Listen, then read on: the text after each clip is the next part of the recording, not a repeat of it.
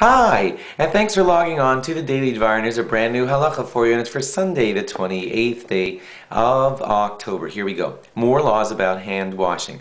When it happens that you take a full-fledged haircut, the halacha is that you should wash your hands Natilas Yadayim style after the haircut. Now, a lot of poskim say that it is okay to just do one wash on each hand, but some are stringent and go up to 2 or 3 times, as in the full Natilas Yadayim style. You could ask your rabbi also about which exact way you should be doing, but you do at least a Natilas Yadayim on your hands after you take a haircut. If the hair cutter is Jewish, he's supposed to wash his hands also after cutting your hair.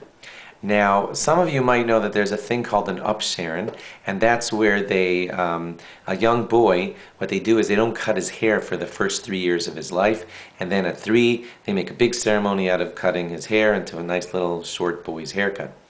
Now, sometimes they will arrange the ceremony such that that grandfather gets to take a little snip, and then the other grandfather, and then each person snips a little bit of the hair, and then usually the barber finishes off the haircut.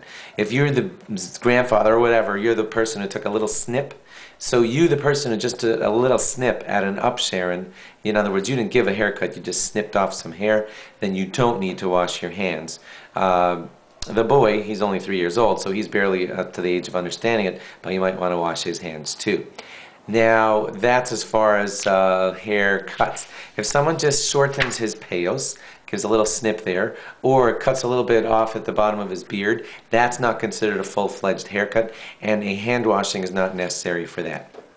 Halachically, the law is that if you go into a bathroom, even if you don't go to the bathroom when you're in the bathroom, you just walk in and walk out, the halacha is that you should wash your hands.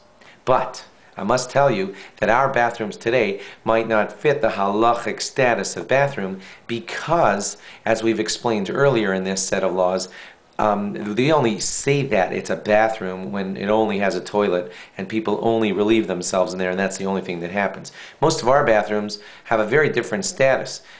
People go in there and brush their teeth. You often keep your clothes on in a bathroom. So because the bathrooms have that situation, there's a sink and somebody might just floss their teeth there, or you just comb their hair at the mirror. So we don't consider our modern day bathrooms a full-fledged quote-unquote halachic bathroom. Therefore, there are a lot of poskim that say that if you walked into and walked directly out of a bathroom, that hand washing is not necessary. Some are stringent, but I just want you to know that there's a leniency there. So if you only walk into a bathroom and walk right out, you might not have to wash your hands.